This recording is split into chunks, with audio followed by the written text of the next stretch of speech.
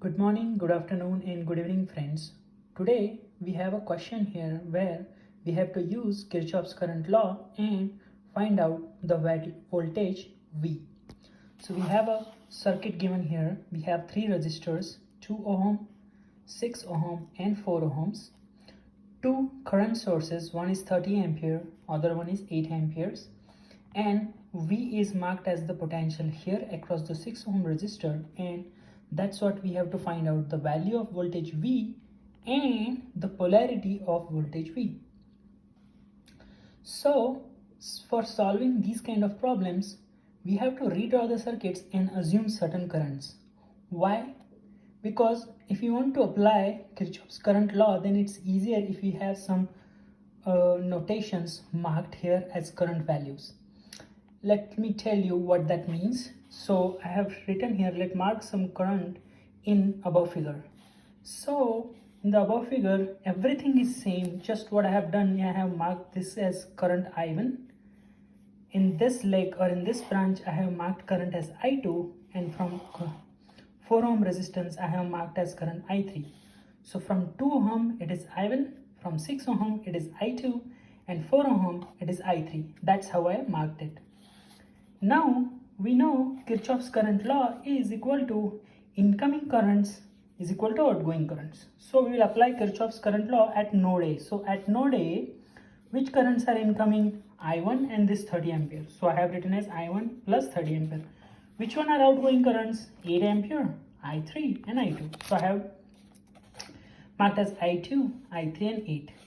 So if we take these three terms on the left hand side, what will happen is I1 minus I2 minus I3 plus 22, because 30 minus 8 is 22, and we'll mark that as equation number 1.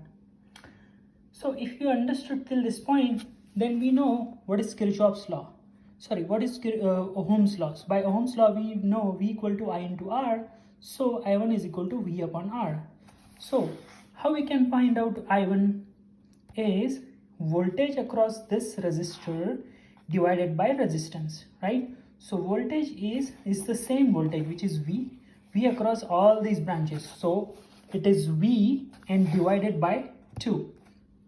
And if you carefully observe, I have mentioned as a minus V.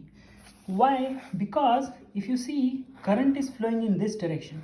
So whenever current is flowing in this direction, there is always a drop in potential, right? So that's why this will become plus and this will become minus, and hence the voltage I have marked it as negative V by 2. Similarly, how will I mark I2?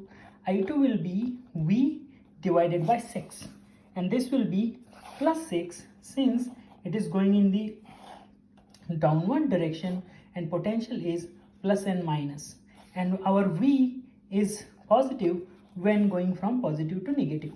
So that's why here it is V by 6. What is I3? I3 will be current going through 4, so that will be V. Again we have V divided by 4. V divided by 4. So only for current I1, our potential is becoming minus since current is exactly opposite, right? So if we understood till this point, we will substitute values of 2 into 1. Okay? So if we substitute this, we'll get minus V by 2 minus into bracket V by 6 minus into bracket V by 4 plus 22 equal to 0. And if we solve this equation, we will get value of V is equal to 24 volt. And the sign is positive, so whatever we assumed, the polarity of V is correct.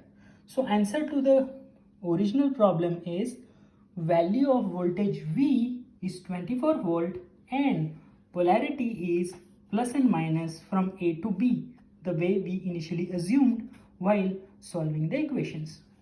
So friends, I hope you understood the concept of Kirchhoff's current law, and I'm going to close this lecture at this point. Thank you and have a great day.